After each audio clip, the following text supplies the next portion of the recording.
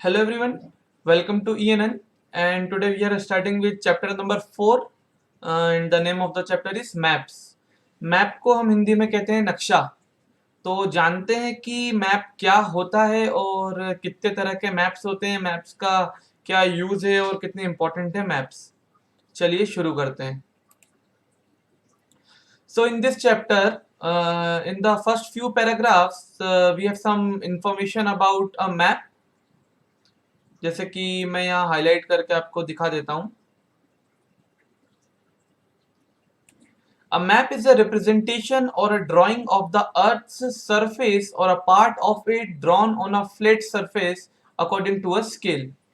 अच्छा, मैप को डिस्कस करने से पहले जैसा कि हमने पढ़ा था प्रीवियस चैप्टर में कि जैसे कि जो हमारी अर्थ है, अब हमारी अर्थ का हमने एक मिनिएचर फॉर्म भी बनाया है जिसको हम ग्लोब के नाम से जानते हैं, है ना।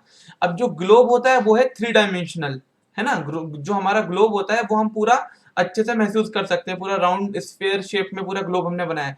लेकिन जो मैप होता है वो 3 डायमेंशनल ना होके 2 डायमेंशनल होता है। मतलब उसमें सिर्फ आप ये कह सकते हैं कि आप एक वाइट ब्लैंक पेपर को भी मैप की तरह यूज कर सकते हैं। ओके, तो मैप के बारे में यहाँ पे ये बताया कि हमारी अर्थ का जो सरफेस है उस सरफेस को हमने एक पेपर के ऊपर पूरा ड्रॉ कर दिया है, जिससे हमें हमारे अर्थ के सरफेस पे कौन सी चीज कहाँ पे है, जैसे अर्थ में कौन सा कॉन्टिनेंट किधर है, कौन सा ओशन किधर है, कौन सी कंट्री किधर है और कौन सी स्टेट, कौन सी रिवर, ये सब हमको मैप से हमको पता चल जाएगा कि अर्थ अर्थ के सरफेस में कौन सी चीज किस लोकेशन पे है। But it is impossible to flatten a round shape completely. अब जैसे कि आप जानते हैं कि हमारी अर्थ तो राउंड शेप में है, तो अब राउंड को कंप्लीटली तो हम फ्लैट नहीं कर सकते, लेकिन फिर भी हमने मैप को बिल्कुल फ्लैट बनाया है। जैसे ग्लोब आप देखते हैं तो ग्लोब में आपने देखा होगा कि हम एक साइड से जब ग्लोब को देखेंगे तो हमको पूरा वर्ल्ड उसमें पूरे वर्ल्ड का हम उसमें मैप नहीं देख सकते, हमको उसको क्या करना पड़ेगा, रोटेट करना पड़ेगा। लेकिन मैप्स में एक चीज हमने ऐसे उसको मॉडिफाई किया कि जो मैप्स होते हैं उसमें हमने पूरे वर्ल्ड को फ्लैट करके एक ही पेपर पे शो कर दिया है, बट एक्चुअली में हमारी अर्थ फ्लैट नहीं है। और so this is all about general information about the map. आगे बढ़ते हैं। अच्छा, मैप्स कई प्रकार के होते हैं, ना। तो पहला आपको यहाँ पे शो हुआ है फिजिकल मैप। फिजिकल मैप के बारे में देखते हैं पहले। So the maps showing natural features of the earth such as mountains, plateaus, plains, rivers, oceans, etc.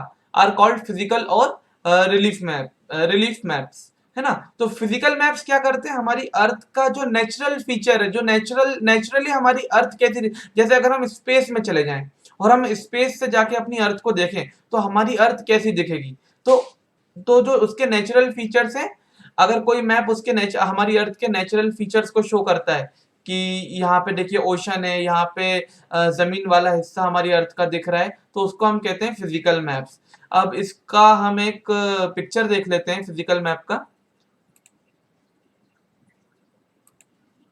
देखिए, ये मैंने आपको इंडिया का फिजिकल मैप शो किया है। अब इस फिजिकल मैप में आपको क्या दिख रहा है, आपको सिर्फ यही पता चल रहा है कि आपको इंडिया का मैप दिख रहा है। अब यहाँ पे आप जैसे देख सकते हैं कि यहाँ पे हिमालयास दिख रहा है आपको नॉर्थ साइड में, है ना। तो यहाँ से आपको ये पता चलता है कि इंडिया के नॉर्दर्न साइड में आपको हिमालयास मिल जाएगा। फिर अगर आप वेस्टर्न साइड पे आ जाएं तो यहाँ पे आपको थार डेजर्ट के बारे में इंफॉर्मेशन दिख रही है ना। बीच में आपको छोटा नागपुर प्लेटू हो गया, और सब आपके साउथ डायरेक्शन में आप नीचे की ओर जाएंगे इंडिया में तो आपको डेक्कन प्लेटू के बारे में दिख रहा है कि भाई ये वाला जो एरिया है ये डेक्कन प्लेटू का है। एंड अगर आप जिस साइड अगर आप वेस्टर्न घाट्स को देखें तो आपको आइडिया लग जाएगा कि हाँ भाई ये इंडिया में समंदर के किनारे वाला वेस्टर्न तरफ से जो हमारा सरफेस है इंडिया का वो दिखा रहा है। सिमिलरली हमको ईस्टर्न घाट्स भी दिखाई दे रहे हैं ईस्ट ईस्ट साइड में, है ना। तो एक फिजिकल मैप हमको सिर्फ ऊपर ऊपर से इंफॉर्मेशन देता है कि भैया ये आपका इंडिया है। इंडिया में आपका नॉर्थ साइड में हिमालय है, सदर्न साइड में आपका दक्कन प्लेटू है, और सेंटर में इंडिया का छोटा नागपुर प्लेटू आपको देखने को मिलेगा। थार डेजर्ट आपको वेस्टर्न पार्ट में देखने को मिलेगा, है ना। तो this is all about the physical map. ठीक है, आगे बढ़ते हैं। फिजिकल मैप के बाद सेकंड जो मैप है उसका नाम है political map. So political maps क्या होते हैं जानते हैं। Maps showing cities, towns and villages and different countries and states of the world with their boundaries are called political map. इसका भी एक पिक्चर देख के समझते हैं पॉलिटिकल मैप। तो अभी आपकी स्क्रीन पे जो मैप दिख रहा है ये हमारे इंडिया का मैप है और ये हमारे इंडिया का पॉलिटिकल मैप है। अच्छा, पॉलिटिकल मैप में आपको क्या पता चलता है? पॉलिटिकल मैप में आपको इंडिया में अलग अलग जगह जैसे डिवाइड, जैसे हम जानते हैं हमारे इंडिया में जितनी बहुत सारी स्टेट्स हैं तो हर स्टेट्स की बाउंड्री है अलग। तो हर स्टेट्स की बाउंड्री को इस पॉलिटिकल मैप में शो किया है। जैसे आप नॉर्दर्न साइड में अभी देखेंगे तो आपको लद्दाख दिख रहा है, लद्दाख के नीचे आपको जम्मू कश्मीर देखने को मिलेगा, है ना। और जैसे आपको सेंट्रल इंडिया के पार्ट में आपको मध्य प्रदेश दिख रहा है, मध्य प्रदेश के नीचे आपको महाराष्ट्र दिख रहा है ना। तेलंगाना हो गया, कर्नाटका हो गया, ये सबकी बाउंड्री आपको सेपरेट करके यहाँ पे शो करी गई है। So this is all about political map. Political map से आपको पता चलता है कि किसी कंट्री में कितनी स्टेट्स हैं वो आप देख सकते हैं, है ना। उनका पर्टिकुलर आप मैप देख सकते हैं कि मध्य प्रदेश का जो मैप है वो किस शेप में है एंड कौन सी स्टेट के बगल में कौन सी स्टेट है ना। नेबरिंग स्टेट्स के बारे में आप पता कर सकते हैं। तो इसके लिए हम देखते हैं किसी भी कंट्री का पॉलिटिकल मैप। ओके अच्छा, पॉलिटिकल मैप स्टेट्स के भी होते हैं। जैसे यहाँ पे जो मध्य प्रदेश का जो मैप आप देख रहे हो, अगर हम सिर्फ मध्य प्रदेश पे फोकस करें तो देखिए मध्य प्रदेश में भी बहुत सारे आपको सिटीज, आपको पता है बहुत सारी सिटीज है ना, बहुत सारे डिस्ट्रिक्ट्स हैं, लेकिन वो आपको यहाँ पे नहीं दिख रही है क्योंकि हम तो देख रहे हैं इंडिया का पॉलिटिकल मैप, मतलब इंडिया के अंदर क्या क्या बटा हुआ वो हमको दिख गया। अगर हमें मध्य प्रदेश के अंदर की अलग अलग डिस्ट्रिक्ट्स को देखना है, अलग अलग सिटीज को देखना है, तो हमको मध्य प्रदेश का पॉलिटिकल मैप देखना होगा। मध्य प्रदेश का पॉलिटिकल मैप अगर आप देखोगे तो आपको मध्य प्रदेश में कितनी सिटीज हैं, उनका मैप कैसा दिखता है, वो सब आपको पूरा दिख जाएगा, है ना। तो this is all about political map. आगे बढ़ते हैं। After political map, the another type of map is known as thematic map. अब ये thematic maps क्या होते हैं? So some maps focus on specific information such as road and maps, rainfall maps, maps showing distribution of forest, industries, and etc. are known as thematic map. Thematic maps में आपको जैसे बताऊं कि जैसे आप जानते हैं कि हमारे इंडिया में बहुत सारे माउंटेन्स हैं। अब हम चाहते हैं कि हम एक ऐसा मैप बनाएं जिसमें हमको ना तो कोई स्टेट्स का नॉलेज मिले, ना किसी रिवर्स के बारे में हमको दिखे, हमको उस मैप में बस ये पता चल जाए कि कौन सा माउंटेन किधर है ना, कौन सा माउंटेन किधर है। अगर हमको ऐसा मैप बनाना है कि जहाँ पे हमको सिर्फ जो हमारे इंडिया की जो हमारे इंडिया के हिस्टोरिकल प्लेसेस है, जैसे ताजमहल किधर पे है, गेटवे ऑफ इंडिया किधर है, इंडिया गेट किधर पे है ना। तो इसके लिए भी हम एक मैप बनाएंगे जिसमें हम सिर्फ और सिर्फ हिस्टोरिकल प्लेसेस को शो करेंगे कि इंडिया के मैप में ये चीज इधर है, ये चीज इधर है। तो ये भी एक तरह का थीमेटिक मैप हुआ, है ना। अब मैं आपको रिवर्स का एक थीमेटिक मैप शो करता हूँ। इस मैप से हमको सिर्फ और सिर्फ यह पता चलेगा कि कौन सी रिवर इंडिया में किस लोकेशन पे पाई जाती है।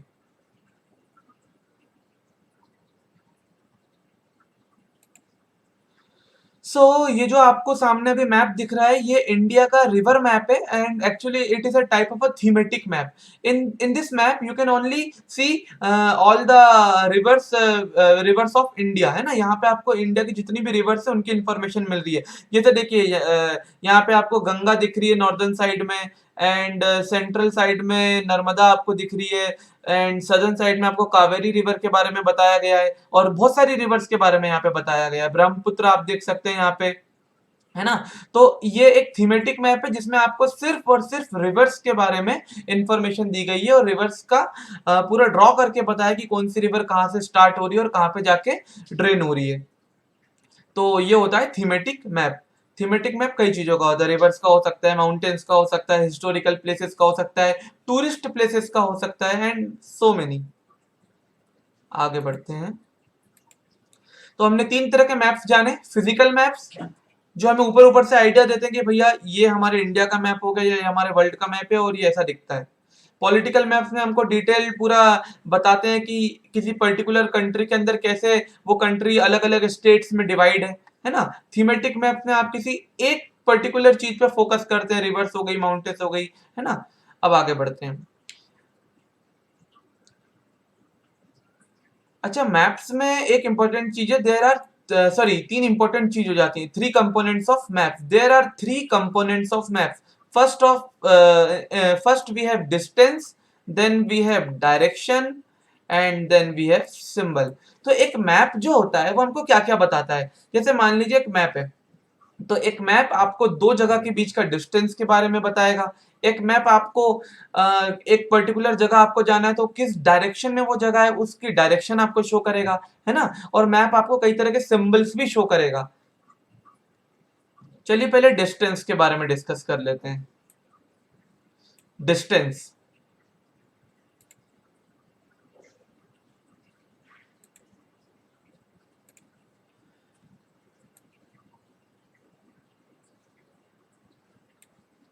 maps are drawings which reduce the entire world or a part of it to fit on a sheet of paper, है ना। तो यहाँ पे ये बताया कि मैप एक तरह की ड्राइंग होती है जिसमें आप पूरे वर्ल्ड को इतना ऐसा ऐसा ऐसा ड्रॉ करते हैं कि वो एक पेपर पे पूरा फिट हो जाए वो वर्ल्ड, है ना।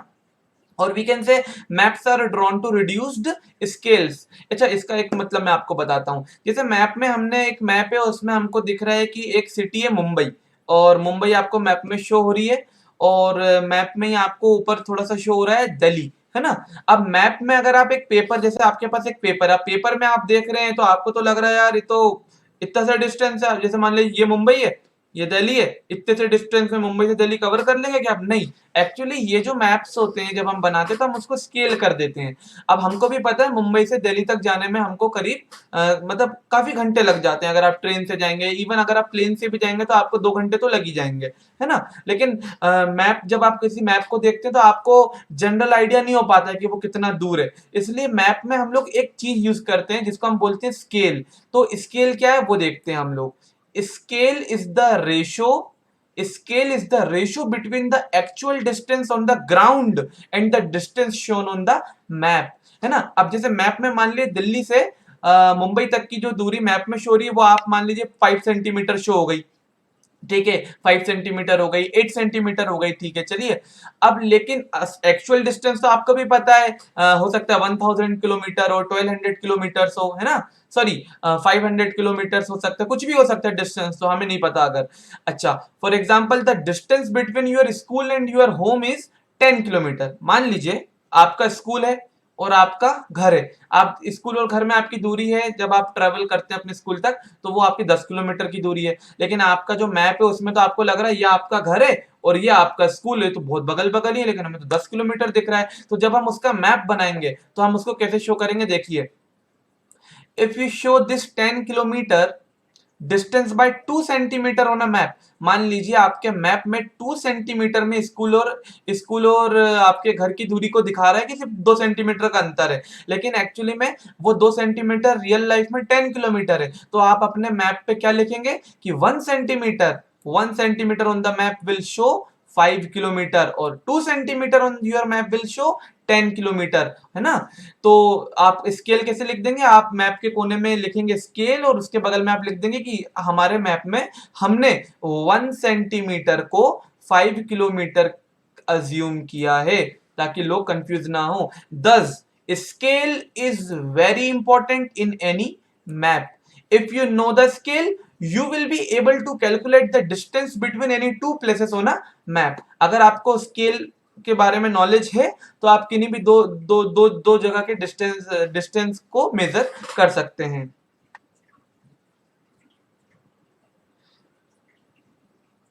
ओके, आगे बढ़ते हैं। When large areas like continents or countries are to be shown on a paper, then we use a small scale। अब देखिए, अभी हमने सेंटीमीटर में शो किया है ना, अभी हमने दो दो सिटी को शो कर दिया जैसे, या फिर अभी तो हमने अपने स्कूल और घर को शो किया अपने मैप पे। अब मान लीजिए हमको अमेरिका को और इंडिया को मैप पे शो करना है। अब अमेरिका और इंडिया के बीच की दूरी तो आप भी जानते हैं, अगर आप एरोप्लेन से भी जाएंगे तो आपको अमेरिका जाने में कम से कम एक दिन या फिर समझ लीजिए आधे दिन का आपको समय तो एरोप्लेन में बिताना पड़ेगा। और वो भी हम तो एरोप्लेन की बात कर रहे हैं, अगर आप ट्रेन का रूट होता, वैसे है तो नहीं क्योंकि बीच में ओशन आ जाता है, ट्रेन होती तो पता नहीं कितने दिन लगते, 4 दिन 5 दिन 6 दिन, है ना। तो अब अमेरिका और इंडिया के बीच का डिस्टेंस हमको शो करना है तो वो तो बहुत ज्यादा होगा, है ना। और हमारे मैप में हमको दिख रहा है कि ये हमारा इंडिया है, ये हमारा अमेरिका है, और कुछ 10 सेंटीमीटर का अंतर है, मतलब 10 सेंटीमीटर में आप अमेरिका पहुंच गए, ऐसा थोड़ा ना है। तो आप इस बार मैप में क्या करेंगे, आप स्केलिंग कुछ अलग तरीके से करेंगे। जैसे इस बार आपने सेंटीमीटर को किलोमीटर्स में ही शो कर दिया। For example 5 centimetre on the map shows 500 kilometre. मतलब मान लीजिए कि इंडिया की मान लीजिए जैसे दिल्ली से आगरा की दिल्ली से आप मान लीजिए मुंबई की दूरी 500 किलोमीटर है, लेकिन मैप में तो 5 सेंटीमीटर से शो हो रही थी, लेकिन आपने वहां पे लिख दिया कि 5 centimetre equal to 500 kilometre. And इस तरह के मैप को हम बोलते हैं small scale map. It is called a small scale map. अच्छा, उसी तरह लार्ज स्केल मैप भी होते हैं। मतलब when a small area like your village और town is to be shown on a paper, जब आप बहुत छोटे एरिया को शो करते हैं, then we use a large scale, that is 5 centimeter. On the map shows 500 meters only on the ground, it is called a large scale map. मतलब in short अगर बोलें तो अगर आप बहुत बड़ी जगह का डिस्टेंस बता रहे हैं और मैप आपको और आपको स्केलिंग करनी है उसकी, तो आप उसको बोलेंगे स्मॉल स्केल मैप। एंड अगर छोटी जगह के बीच में डिस्टेंस बता रहे हैं तो उसका जस्ट अपोजिट आपको बोलना है large scale map. And the large scale maps give more information than small scale maps. अब दूसरी जो इंपॉर्टेंट चीज होती है मैप में वो होती है डायरेक्शन।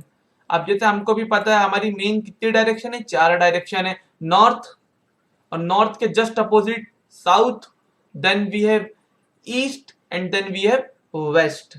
ठीक है।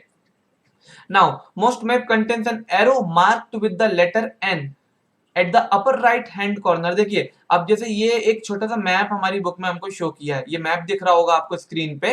अब इस मैप में देखिए यहाँ पे एक एरो बना दिया है और यहाँ पे लिख दिया नॉर्थ। मतलब जब आप इस मैप की स्टडी करेंगे तो आपको एक डायरेक्शन उन्होंने बता दी नॉर्थ, और अगर आपको एक डायरेक्शन पता चल गई तो you can easily find all the remaining direction. For example अगर नॉर्थ ऊपर की तरफ है तो ये नीचे की तरफ क्या हो जाएगा, साउथ हो जाएगा। और हमारे मैप के राइट तरफ में हमको ईस्टर्न साइड मिलेगी मैप की, एंड लेफ्ट साइड में आपको वेस्ट पार्ट मिलेगा। अब इससे क्या यूज होगा, अब जैसे हमने बोला कि भाई प्लेग्राउंड, इस मैप में प्लेग्राउंड किस डायरेक्शन की ओर है, तो हमको क्लियरली दिख रहा है कि हमारा जो प्लेग्राउंड है वो नॉर्थ की तरफ है। अब हमने पूछा कि कम्युनिटी सेंटर किधर है, भाई वो भी नॉर्थ डायरेक्शन की तरफ पॉइंट कर रहा है। अब हमने पूछा स्कूल किधर है, तो हम बता देंगे स्कूल जो है हमारा वो ईस्ट साइड में है ना। और शॉप्स किधर है, तो शॉप्स आपकी वेस्टर्न साइड में है ना। और विकास, शीला और करीम भाई लोगों के हाउसेस किधर हैं, तो वो आपके सदर्न डायरेक्शन में आपको मिलेंगे। तो इस तरीके से डायरेक्शन भी बहुत इंपॉर्टेंट हो जाती है। अगर डायरेक्शन ही नहीं बताएंगे तो आप तो कंफ्यूज हो जाएंगे कि आपका प्लेग्राउंड नॉर्थ में था कि ईस्ट साइड में था, है ना। तो इसलिए direction is also very important while studying maps. And they are called cardinal points, है ना। One second, yeah, there are four major directions, okay, north, south, east and west in the figure 4.2a। ये देखिए, ये direction आपको दिख रही है, ठीक है। Other four intermediate direction are north east, south west and north west. ये अदर फोर इंटरमीडिएट डायरेक्शंस। देखिए, नॉर्थ और सॉरी, जैसे कि नॉर्थ और ईस्ट के बीच में जो डायरेक्शन है उसको नॉर्थ ईस्ट बोलेंगे, नॉर्थ और वेस्ट वाले के नॉर्थ वेस्ट बोलेंगे, वेस्ट और साउथ के बीच वालों को साउथ वेस्ट बोल दिया है, और साउथ और ईस्ट के बीच में जो डायरेक्शन है उसको साउथ ईस्ट बोल दिया है। और इन सबको मिला के बोला है cardinal direction. We can locate any place more accurately with the help of these intermediate direction।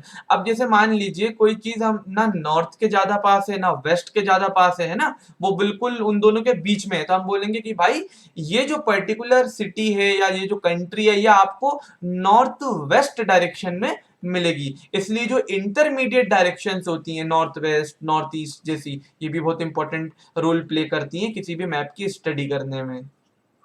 आगे बढ़ते हैं।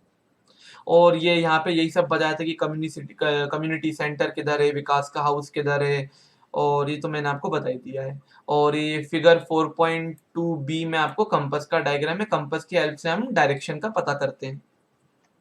Now the last and the important things that we know about the map is the symbols.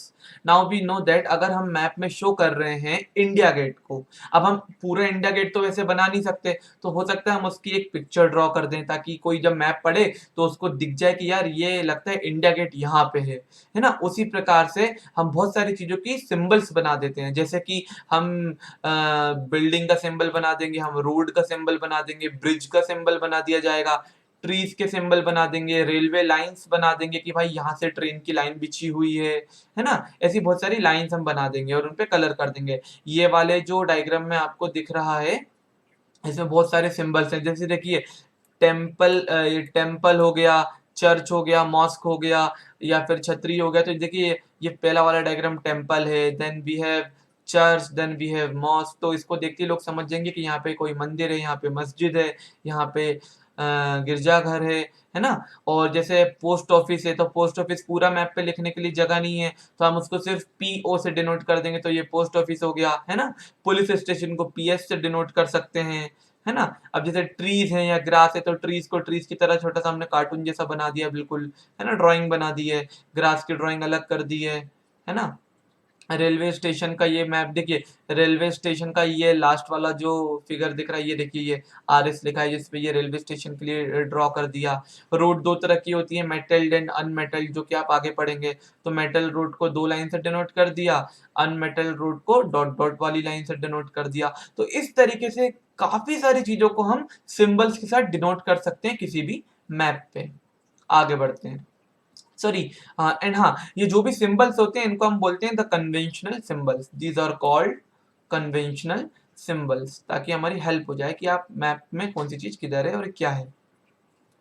And various colors are used for the same purpose. For example, generally blue is used for showing water bodies, brown for mountains, yellow for plateau, and green is used for plains. अच्छा, mountain, plateaus, plane, ये सब हम अभी आगे के chapter में पढ़ेंगे, तो इन सबको भी अलग अलग कलर से शो करते हैं। जैसे देखिए इस डायग्राम में, जैसे देखिए ये जो रिवर आई है इस मैप में, इसको हमने ब्लू कलर से शो कर दिया है ना, कि भाई ब्लू कलर वाली चीज पानी वाली कोई चीज है। तो अब देखिए यहाँ पे कोई छोटा सा तालाब होगा तो उसको भी ब्लू कलर से शो कर दिया। अब ये ग्रीन कलर से जितने भी हमको छोटी छोटी इमेजेस डायग्राम दिख रहे हैं, ड्रॉ कर दिए हैं, ये पेड़ के बारे में बता रहे हैं ना। और इस तरीके से आपको मैप में इंफॉर्मेशन दी जाती है। अब एक और इम्पोर्टेंट चीज है जिसको हम कहते हैं स्केच। अब ये स्केच क्या चीज है? तो स्केच इज अ ड्राइंग, ये भी एक तरह की ड्राइंग है, मेनली बेस्ड ऑन मेमोरी। मतलब ये मेमोरी पे बेस्ड है। मान लीजिए आपने इंडिया का कभी अच्छे से पूरा पॉलिटिकल जो भी मैप, पॉलिटिकल क्या, आपने इंडिया का मैप देखा था, ठीक है। अब आप पूरा मैप तो बना नहीं सकते कि आप इंडिया का मैप बनाएं, उसमें मध्य प्रदेश की बाउंड्री भी एग्जैक्ट बना दें, है ना। तो आपको जितना याद रहेगा आप उतना बनाएंगे, हाँ, लेकिन आप इतनी चीज, इतना तो जरूर बना देंगे कि आप किसी को दिखाएंगे, बोलेंगे बताओ एक काय का मैप है, तो वो बोलेगा भाई तुमने लगता है इंडिया का मैप बनाया है, क्योंकि वो हमारी मेमोरी में है इंडिया का मैप, की इंडिया कैसा दिखता है ना। तो मैं आपको एक स्केच दिखाता हूँ इंडिया का, किस तरीके से स्केच होता है।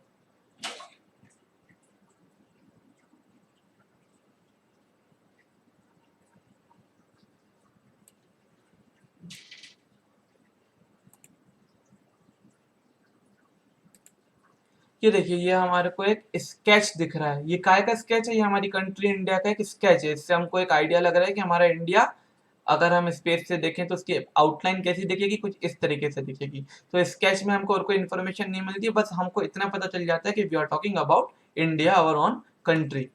सो ये इस तरीके के बहुत सारे स्केच बना सकते हो आप। मध्य प्रदेश का बना सकते हो, महाराष्ट्र का बना सकते हो, अमेरिका का स्केच आप बना सकते हो, आप हर कंट्री का स्केच बना सकते हो।